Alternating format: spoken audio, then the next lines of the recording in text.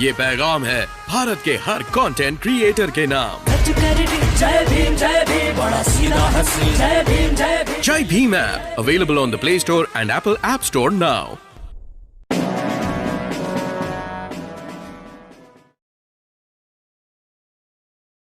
हम इनसे भी जानकारी लेना चाहते हैं। डॉक्टर अंबेडकर बोध विहार हरैया में इन्हें मौका मिला मंच के माध्यम से कुछ बोलने का। इन्होंने बहुत अच्छी बात बोली समाज के लिए। इसी कड़ी में हम जानकारी लेना चाहते हैं। नमो बुद्धाय। नमो बुद्धाय। जय भीम। आपका परिचय? मैं विनीता कुशवाहा, SRG जिसको हिंदी में राज संदर्भदाता कहते हैं, बेसिक एजुकेशन में गोंडा में हूँ।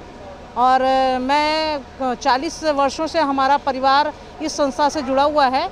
और जब से ये बुद्ध विहार है तब से मेरे घर के लोग और हम सभी लोग आते जाते हैं। और अब मेरे ससुर साहब इस संस्था के सदस्य रहे और उसके बाद उनके निर्माण के बाद हम लोग इस संस्था से जुड़े हुए हैं और निरंतर हम धम्म का कार्य कर रहे हैं। और तथागत बुद्ध का मार्ग जो कल भी प्रासंगिक था, आज भी प्रासंगिक है और भविष्य में भी रहेगा, जिसके सिवा और कोई ऑप्शन पूरे संसार में नहीं है।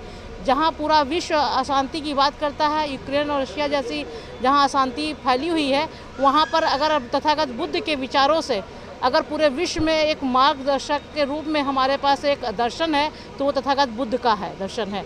और मैं तो सभी लोगों से ये अनुरोध करती हूँ, ये केवल लोग कहते हैं कि ये OBC और या दलित का ही धम्म है। मैं तो ये कहती हूँ इस धम्म में सभी के लिए धम्म है। इसका दर्शन सभी के लिए प्रासंगिक है और विज्ञान की कसौटी पे कसा हुआ है। इसके एक एक जो 24 सिद्धांत हैं, जो धम्म चक्र के रूप में 24 सिद्धांत तथागत बुद्ध ने दिए हैं, उस 24 सिद्धांत को आप जिस तरह से केमिस्ट्री में है H2O, हम कह सकते हैं कि H2O प्लस ऑक्सीजन मिल करके हम जल का निर्माण करते हैं, उसी तरह से हम तथागत बुद्ध का एक एक जो शब्द है वो कल भी प्रासंगिक था, आज भी प्रासंगिक है और भविष्य में भी रहेगा।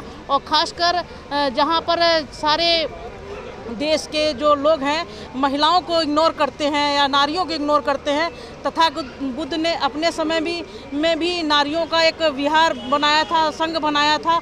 और उसको कालांतर में बाबा साहब भीमराव अंबेडकर ने अपने संविधान में बहुत अच्छे से समाहित किया है, जहां किसी भी संविधान के किसी भी अनुच्छेद में स्त्री पुरुष का विभेद नहीं किया गया।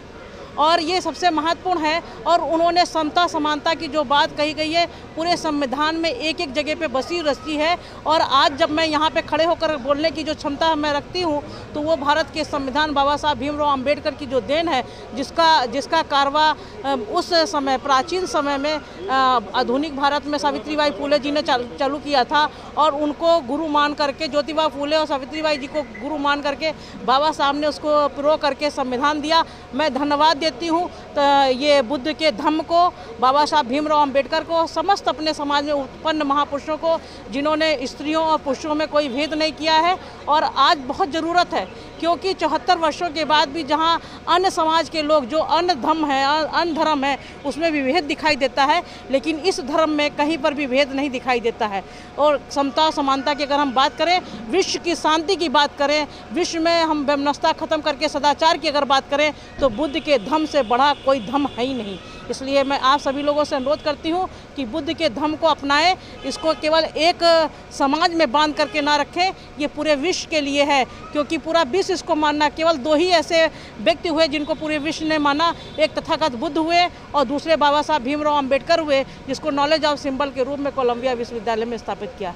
बहुत अच्छा लगा। आप इसी तरह से हमारे धर्म का प्रचार करते रहें। आपसे बहुत बहुत साधुवाद। आपका